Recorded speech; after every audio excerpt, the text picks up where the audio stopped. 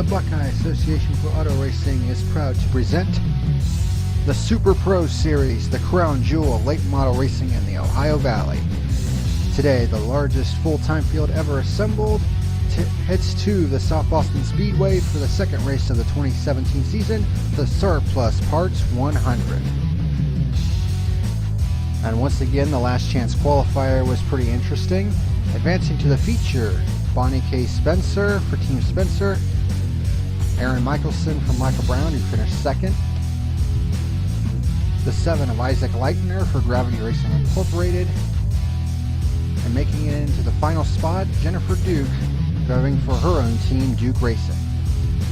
Notable drivers who failed to make it out of the LCQ Star banner: in the 16 car, Angelina Hawk, who blew an engine during the LCQ, and Ralph West, your points leader, who was one of 10 drivers who failed to set a time in qualifying. The Sturridge Cole Award went to Jason Bates for Wild West Racing as the green flag flies, and we are underway for 100 laps here at South Boston. Everybody gets a good start as they're side by side down into turns 3 and 4. So 52 of Buddy Swanson had a good qualifying effort starting in second, but Jason Bates will lead the first lap. Bradley Carlisle had a pretty good qualifying effort. He started up in third. However, he gets pushed up into the outside lane and is getting freight trained at the moment.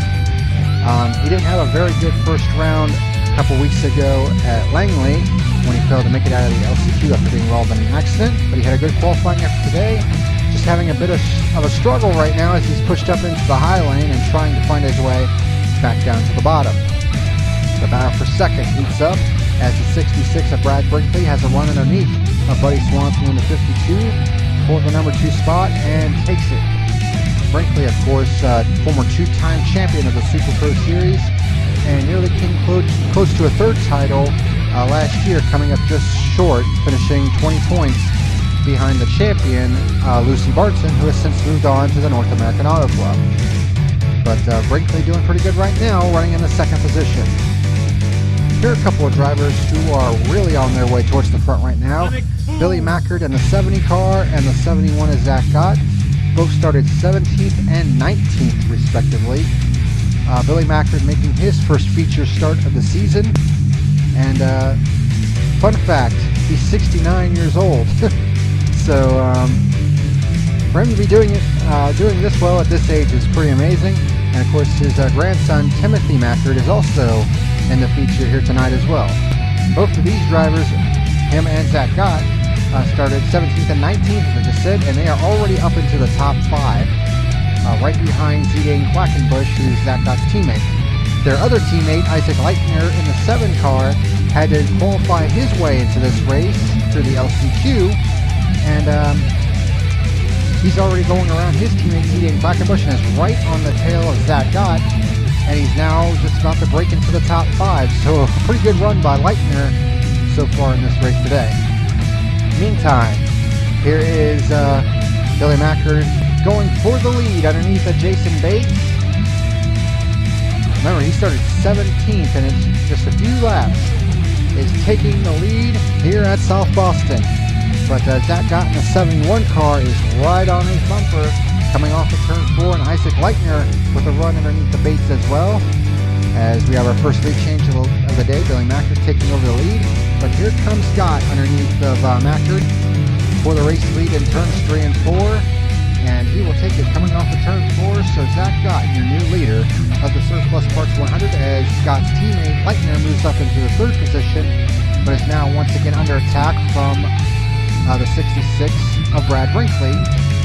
As that battle for 3rd continues to heat up with Leitner up and into the outside wall. And in turns 1 and 2, he goes scraping into the wall and smacks turn 2 really hard. And you can see all kinds of damage to the right side of that 7 car, but manages to get back under control, and the 69 of Bates had to slam on the brakes to avoid that as well. Sarah Carlisle for Aerosport Racing doing a good job here tonight, running in the 4th position. Both she and her brother Bradley took over the Aerosport Racing machines after Buddy Swanson was released, and Lucy Barton, of course, as I said, moved up to the North American Auto Club. Had a somewhat mediocre night at Langley, finishing in the top 15 though, all the way at 2 laps down. The Lone Marlone chassis in the field is driven by Davey Carter in the 61 car, currently running in the 6th position.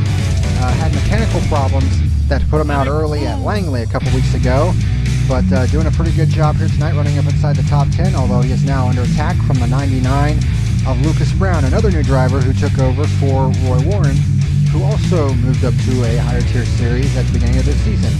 And there's the aforementioned 37 car driven by Timothy Mackard, who's also up into the top 10. But you want to talk about a turnaround, Valerie Forge in the 24 car. She's running just outside the top 10 right now. But I'll tell you what, last year was about as bad could be for Valerie Forge. I mean, not even close to the other drivers running full time last year. Had a penalty on top of all that, and we weren't even sure if she was going to be back in this 24 car this year. But Power Steering Incorporated decided to give her one more shot, and she's making the most of it. She finished in the top 10 at Langley, and is doing a pretty good job right now, on the verge of the top 10 right now. In the meantime, Pete Zembecki, driving for Dominion Racing, currently running inside the top 10 in the 10th position. They had a pretty much all-white car at Langley a few weeks ago, but they debuted a pretty nice looking blue car with yellow flames. Looks pretty nice, as the 61 of Carter smacks the wall a little bit in turn 2. But Zembecki also had mechanical problems in the feature at Langley, but doing a much better job tonight, running up inside the top 10 behind the 11 of Frank Denny Jr. And another one of our rookies, Lucas Brown in the 99, driving for the Michael Brown Racing Team, currently running up inside the top 10, and doing a pretty stellar job in just his second career start. I believe first feature, I can't remember if he made the feature at Langley, but doing a pretty good job tonight as he's running up near the top 5, as you can see Isaac Leitner right there. In the meantime, the battle for second heats up once again as the 70 Billy Mackard gets caught behind the 73, that's Tristan Boudreau. As the 66 gets around, it takes over the number 2 spot from the 70 car. So a pretty good battle developing right here between Brad Brinkley and Billy Mackard. And there's the 7 of Leitner, still running inside the top 5 despite all the damage on the right side of his car. But Billy Mackard's still doing a pretty good job here tonight. But a few laps later, here comes the 7 of Leitner. And as you can see, that right side is pretty much caved in after that hit with the turn 2 wall. But he gets underneath the Mackard and gets himself up into the top 3. So Leitner, who had his troubles at Langley as well, he was involved in that big 7-car pileup. He fights his way up into the 3rd position after starting 23rd today, as the 52 smacks the wall off of turn 2. And there's the 2 of Bradley Brinkley, Bradley Carlisle, who's gone a lap down after starting 2nd. So the handling on that car not looking too good.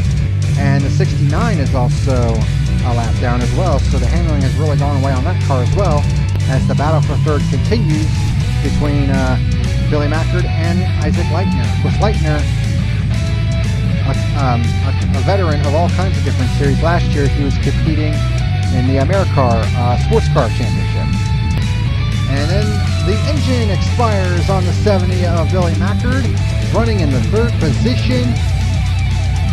This is the 2nd engine failure of the year for the Mackard Racing Team. And what a heartbreaker for Billy Mackard, who is running up inside the top 3 and unable to get it to pit lane. He has to come to a stop in the middle of the track, necessitating the first caution of the day on lap 80. The restart comes on lap number 86, and got able to get a pretty good restart and is able to maintain his position ahead of the 100 car, who was the first car 1 lap down, although he's in the 8th position. The 66 of Brad Brinkley is able to get around all the lap cars, meaning that there was no one between him and the 71, but by the time he did so, it was too little, too late. The last time Zach got visited victory lane in the BAAR Super Pro Series was New Hampshire 2014, when it was known as the National Pro Cup Championship. Well, after almost 3 years of waiting, he comes off the turn 4 and sees the twin checkered flags He wins the Surplus Parts 100 for his second career victory. Brad Brinkley comes home in the second position, and much like at Langley, Gott led 86 laps on his way to victory. Isaac Leitner comes home in third, so that's 2 Gravity Racing Incorporated machines in the top 3. Lucas Brown comes home in fourth. Great run for him, the top finishing rookie. Frank Denny Jr. in 5th, Sarah Carlisle 6th, Timothy Mackard in 7th, Pete Zembecki in 8th, Davey Carter comes home in 9th, and Daniel Evans quietly sneaks into the top 10. As for the point standings after 2 rounds, Zach Gott has taken a commanding lead with a runner-up and a victory. He has 99 points. Brad Brinkley moves up to second, 36 points out. Ralph West drops to third, along with Marty Jefferson, 40 points out. Valerie Forge and Sarah Carlisle are tied for 5th. Lucas Brown is 7th. Isaac Leitner 8th. Jennifer Duke in 9th. And Frank Denny Jr., the winningest driver in BAAR Super Pro Series history, is in the 10th position. The next time the BAAR Super Pro Series competes, it will be at the dirt track in Eldora, Ohio, at the Eldora Speedway for the Eldora Dirt Wars. Thank you for joining us today. I'm John Lyondike, the voice of BAAR, and we'll see you next time.